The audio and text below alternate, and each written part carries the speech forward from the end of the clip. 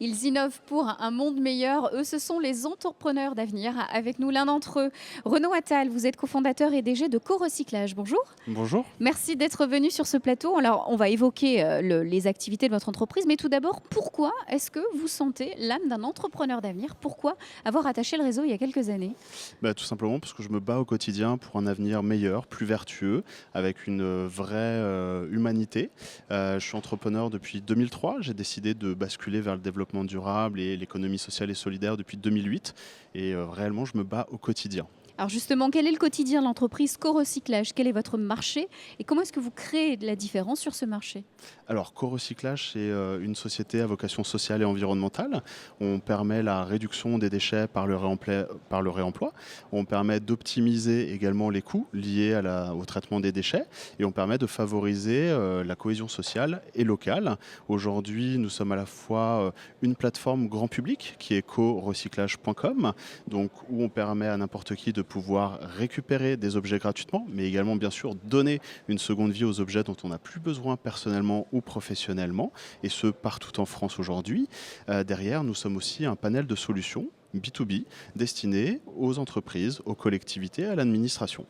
Alors dans toutes ces multifacettes de l'entrepreneuriat chez vous, donc entrepreneur d'avenir, comment est-ce qu'on rajoute dans l'équation les bénéfices, le chiffre d'affaires? Comment ça se passe là-dedans?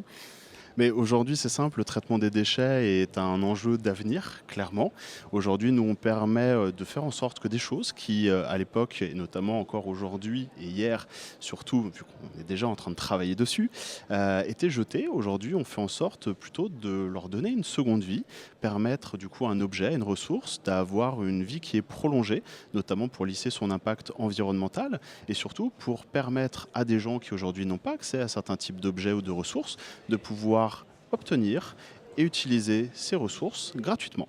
Est-ce que vouloir rendre le monde meilleur, ça demande un planning à des journées de 36 heures? Est-ce que c'est plus difficile ou pas du tout?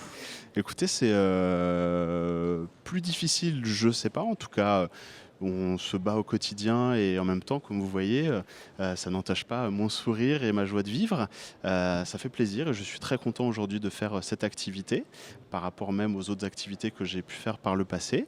Et très clairement aujourd'hui, je suis content de permettre aux gens de pouvoir donner une seconde vie à leurs objets en rencontrant du coup d'autres particuliers, d'autres entreprises, d'autres acteurs de l'ESS, des associations à côté de chez eux, de créer du lien social qui aujourd'hui souvent se perd malheureusement dans notre société. J'en suis content et puis tout simplement transmettre la joie de vivre en permettant aux gens de récupérer gratuitement des ressources ou des objets.